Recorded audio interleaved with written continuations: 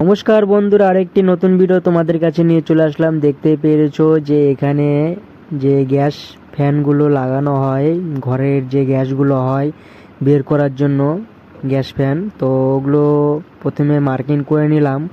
Marking করে নেওয়ার পরে তারপরে 4টা মার্কিং করে নিয়েছিলাম, ওগুলোতে ড্রিল করে নিলাম।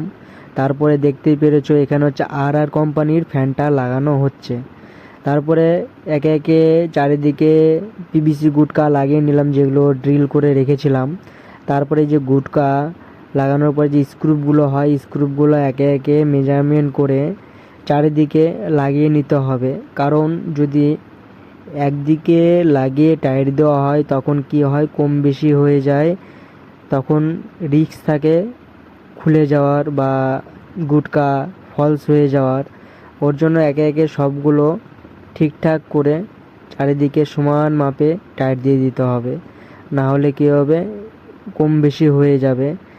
টাইট তো হবে কিন্তু কম বেশি হয়ে গেলে তখন কী হবে, লাগাতে একটু অসুবিধা হবে, হলে একটু খাটনি হবে কিন্তু হয়ে যাবে। আর একে একে সবগুলো টাইট দিয়ে দিচ্ছি। আর বন্ধুরা, যদি ভিডিওটা ভালো লেগে থাকে তাহলে অবশ্যই চ্যানেলটাকে সাবস্ক্রাইব করে বেল আইকন প্রেস করে পাশে থাকবা বন্ধুরা। ধন্যবাদ বন্ধুরা।